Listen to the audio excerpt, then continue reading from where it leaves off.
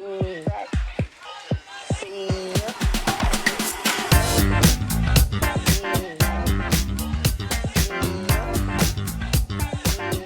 everyone, welcome to BJB Today. It's Friday. It's basketball season. Everybody's pumped. How you doing, Mike? I'm doing great. It's game day. Exciting, Haven't said that for a while, have we? right? Well, we probably never said it because we've never done Blue Jay Banner Today before in Right, this year. So there we exactly. go. Yeah. Yeah. By the way, remind me about those tickets too. Don't let me forget about Okay. it. All right, welcome Blue Jay Banner Today. Tim Kruger, Mike Rochone with you, and this is something new that you'll get used to. We'll do a preview before every game this year. So on game day. I take that back if game day Saturday because we run this show Monday through Friday, but we may do one. We may pre-tape one or do it live on Saturday mornings or what have you, especially if it's a road game. We'll do one. We'll do one for every game. That's not a problem. We can do it. We can handle it, Mike, can't we? Can. We love talking Creighton basketball, so it'll be easy. If you haven't seen Wednesday's show yet, go back. Mike took another spanking in Random J of the Week, so it's getting embarrassing. he's now getting down to well, he's actually worse than James Franklin record on the season. Yeah. So, he could get fired. Better than the Jets, though. He could get fired anytime. Well, that's the only one team you could pick out right now, right? Yeah. I guess there's is there 1 in 5 teams? Could be. Well, the Dolphins are, aren't they? Oh, yeah, that's right. Dolphins. Right. Yeah. Tennessee is, unless they've got the only thing I'm thinking of is have these teams have a bye already. Saints lost again, so they're 1-5 now. Yeah. All right. It's preview time. We're going to preview the Creighton-Iowa State game. Very excited about it. Great chance for Creighton to get out there and see what they can do. And first of all, though, we want to talk about RTI Threads, our newest sponsor. They've got everything: quarter zips, t-shirts, long sleeve tees, sweatshirts, anything you can think of. They've got. They also have swanky caps, which is one right here from RTI Threads. So check them out today, rtithreads.com. They have jerseys. They have everything Creighton you want. And hey, not far away, right? So it's time to start thinking about Christmas season. Start getting your gear at rtithreads.com. I want to thank them for the sponsorship here, not only here, but on our post-game show, which we're going to talk about in a minute. And then, of course, Infusion Brewing Company. Check them out, infusionbrewing.com. Got a great lineup of fall beers right now, including the pumpkin beer, the ever popular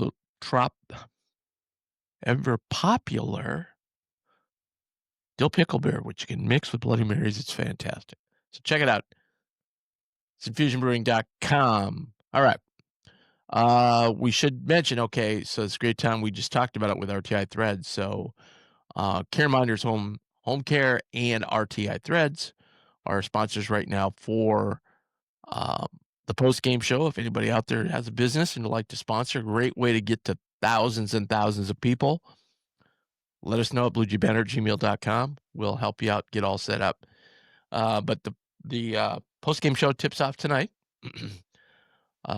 Tip time is at CHI Health Center in Omaha at 7:30. Right after the game, probably about 9:45-ish. Jump on right here on our channel, on our Blue Jay Banner channel. You will see a live button, and that will be the live broadcast of the post-game show. And we'll have a player and a coach. Right now, the coach is going to be assistant coach Steve Murfeld, so check it out. I think you'll enjoy it. It'll be the same podcast as years back that you've seen, and we are the originators of the Blue Jay Banner postgame. There was never a postgame before Blue Jay Banner, so there you go. AJ and Austin will be doing it, and they'll do a terrific job. So check it out. The game's also on NETV tonight. Exhibition game on NET. Who would have thunk back in the day? Right. We couldn't even get a regular season game on NET, right? I know. Crazy. So, you can check it out. You can also, if you're gonna be out of the area, you can pull it up, and I think there's a small fee to be able to watch it on your phone. So, um, I don't know. What do you let's kick off with because, Nebraska/Omaha is such a crowd thing. It's all about the crowd, right? What's which is crazy to me, but what do you think the crowd will be like? I don't know. I'm a little worried with Nebraska playing Minnesota Yeah, yeah. tonight. Matt It's Rule's last game. right. Um, Um, yeah, yeah, they got that going on. I've just talked to a bunch of people that just had things going on, whether right. it be, you know You got high school football going on. yeah, I wonder The why the Friday night. um, I that's a great question. Yeah, Maybe yeah, I mean, they I don't know. obviously would have had Nebraska's schedule. Yeah, I mean, I'm sorry, I know Creighton basketball is big unto its own, and they don't have to worry about when Nebraska football plays. They didn't back in the day either, and that just crushed crowds, but I still would I still would watch that, try and keep it. Why not a Saturday afternoon game or I don't know. right. Yeah, I'm right there with you. It's not great. At least it's I love Friday night it's games it's normally. an exhibition. Right. Yes. Normally, I love Yes. Friday night game. Oh yeah, for sure. Yeah, I think it's gonna be a little iffy. Yep. And I thought at first, I thought, "Oh, well, Iowa State will bring tons of people," you know? But then I'm like, "No, they're not gonna come for A, they're not gonna come for an exhibition game. B, they got Right. football the next day too." So, I think we'll get the Council Bluffs, you know, Western Iowa, Iowa State fans come over, but, after all, it is an exhibition game, but hey, no doubt it's still basketball, okay? It's the beginning of the Exactly. season. Both teams let's talk about Iowa State first, and then we'll get to Creighton. So, Iowa State, you may not have heard, but Tamin Lipsey is out. He, uh, he had a sprained MCL. The timetable was 2 to 4 weeks, or I'm sorry, 4 to 6 weeks. That was 2 weeks ago, so now it's 2 to 4. So if you're projecting ahead and wondering, is he gonna play when they play in Vegas? He would probably be ready to go. Now, there's also people who are saying, "Hey, it's a knee deal." Those are look with, like, Owen Freeman, how careful we are bringing him along. He could potentially be out for the Vegas game, which would be huge Right. because everything you hear from every college basketball guy and Iowa State fan Lipsey obviously is a tremendous player. He's a tremendous Great player. defensive player, which would have been really good for our rotation at point guard to have him out there and get them used to what they're going to see in a night in, night out basis from a defensive standpoint. He also can create a lot of shots. So I don't know where they're gonna go with point. They've got 2 transfers. Dom Nelson from Utah Valley is a highly thought of guy, and then, Williams kid, Morgan Williams kid. So, I those maybe are options they could have. But it'll be interesting to see, again, how much the Mac and TJ know each other so well that I don't think they're gonna be like, Right. "Oh, well, we better hide something for the Right. Vegas game." They're just gonna go with it. Yeah. Right. Don't you agree? Yeah. I mean, and both of them have been at their programs for long enough that they're not nothing. They're not going to throw anything out there to surprise anybody, or what Mac has, what TJ has, so you know what they do offensively, defensively. So like, I yeah, maybe you have a couple plays here and there that you might not throw new plays you might not throw out in this game that you're going to save for later in the season, but like you know what Creighton's going to do, you know what Iowa State's going to do. So yeah, there's this is this is different than like Purdue last year, I think, just because we've never really played Purdue, and so they got they had some new guys, so it's a little bit different. Iowa State, like I mean, you know what they have, you Yeah, know what they're gonna do. You know what right. they're gonna do. Know what they're gonna do. I do wonder though, each coach will throw like one set of something out there just to see like especially Creighton on Iowa's against Iowa's defense. They'll throw something out there to just kind of get Yep, something on film to see how it worked and maybe put it in the exactly. back pocket for, down the road in a month. Nate Heisey's the other guard. He's pretty much a standstill shooter. Doesn't make too many shots on the run.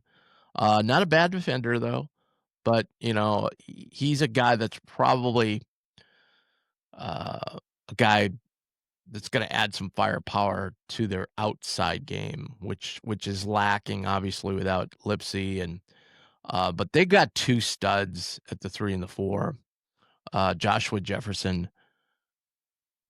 a monster year last year, and most people are expecting him to take another leap forward this year. He can do it all, inside, outside. He's mid range. He's a multi-level shooter and scorer, and he's gonna be a handful both there and on the defensive end because he's kinda long. He's that when you think of Iowa State and that trapping defense, you think of a guy like Joshua Jefferson. So, he's getting a lot of Big 12 honors. Yeah, I mean, he's what we all want in that 3 to 4. Yeah, Everybody wants those guys, and he's that guy. So yeah, I think it'll be a good test for us because, um, not that we see guys like this, okay? yeah, But A, the new guys, mm, haven't seen guys like this, and B, to get to see they maybe the progress of a Jax McAndrew or, mm, whoever, um, out there. And then another guy, a European, Milan, definitely ruin his name, Monosovic. He is a guy who can knock down shot. He's a yes, typical European. If you yes, remember him from last year, he's a tremendous player. He can also like right now they're a little bit thin. They've got Blake Buckman at the post, but he's mostly a rebounder. He's not. He came from Virginia last year, so you know what you're getting when you're getting somebody from Virginia. So he's not incredibly skilled offensively. He's more of a rebounding guy, defensive guy. So he's a guy that can slide over into that 5, because they're a little thin uh,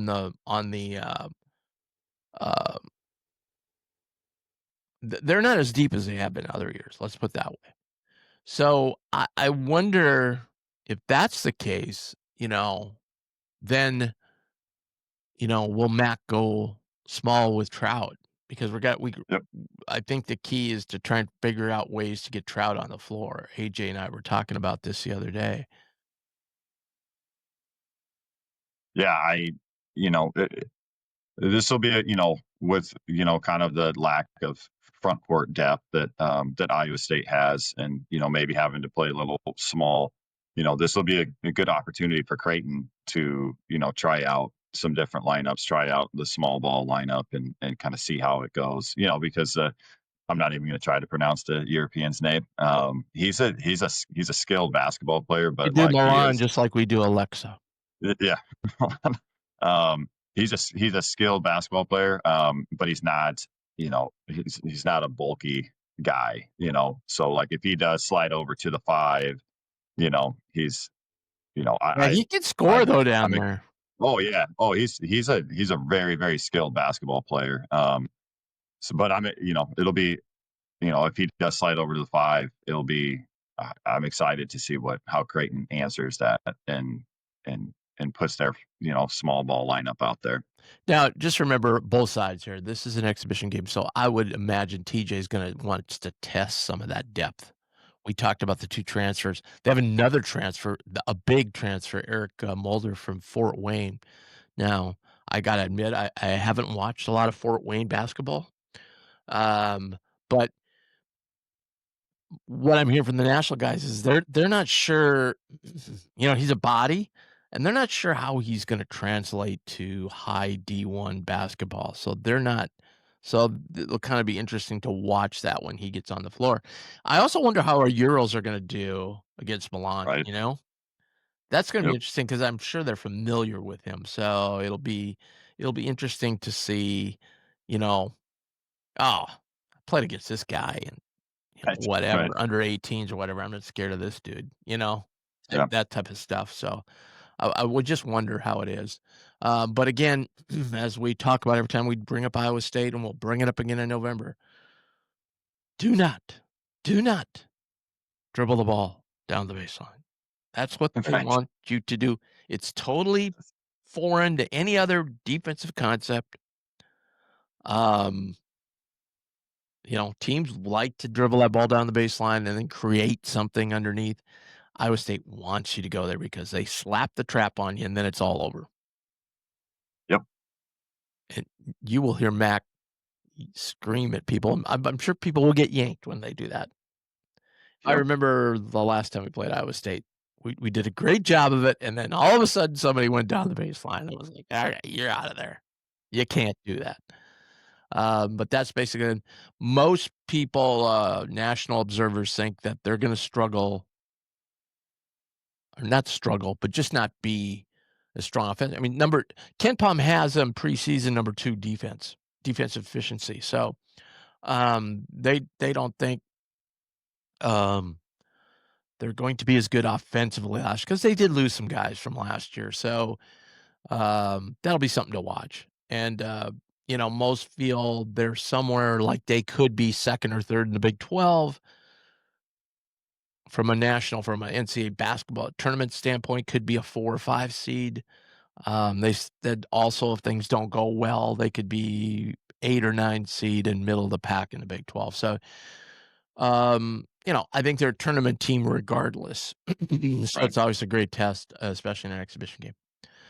Um, we want to thank our sponsors, Infusion Brewing Company and RTI Threads. Check them out at rtithreads.com and infusionbrewing.com. And now a little bit on to the Jays. What are you most looking forward to? The new guys. Um, I think that's what a lot of people are looking forward to is seeing the new guys. We talked about him a little bit. I'm excited to see like Conan. Um, I you saw a little, you've seen some videos if you watch some of his like YouTube videos, things like that. Very, very athletic, and I'm sure he'll come running out of the tunnel, and you're like, that can't be the same guy. And then see it, yeah, right. And then you're seeing like Nick Graves. Heard some things about him, kind of figuring out the offense. So excited to see how he kind of runs and just and I know it's exhibition, so it's tough, but just kind of seeing how McDermott mixes and matches these guys, because this is a perfect time to try out different lineups and things like that. Yeah, and I'm gonna put another plug in here as I answer this question. So, bluejaybanner.com, the On3 network, go to there. We got a fantastic message board, and one of the posts on there last week was about, Conan, how he thinks Alexa's gonna redshirt and Conan is going to, is way head and shoulders above him. I would say that's just not the case. He's not way head and shoulders above him, number 1. Is he understanding everything better and have more reps than Alexa? Yes, way more. I don't the redshirting part, I wouldn't get that, like, because if you redshirt a Euro, they're tough guys to keep around anyway. Like, typically, and I'm not saying these 2, but typically, these guys don't really love we've heard that a lot on Euros, like, when Right. they go, they don't like going to school." We've heard about the Aussies that we've had. So, you know, I think I've got a story up too about recruiting on bluejbanner.com on the message board from last week, our recruiting update. So there's some stuff on there. But um, I would say I hope Conan comes out and has the game of his life. Okay. But I would say fans that are watching the videotapes of him in Europe, eh. Right. That's Europe. I haven't I've there's been flashes, but these guys are taking so much in a fire hose that's kind of restricting and we see this often with any player from anywhere. It kind of restricts what their natural abilities because they're thinking way too much. Yep. Who else are you looking at? Well, I know one of your guys, Hudson Greer. Really looking forward My to guy. Okay. yeah. Well, that is your guy.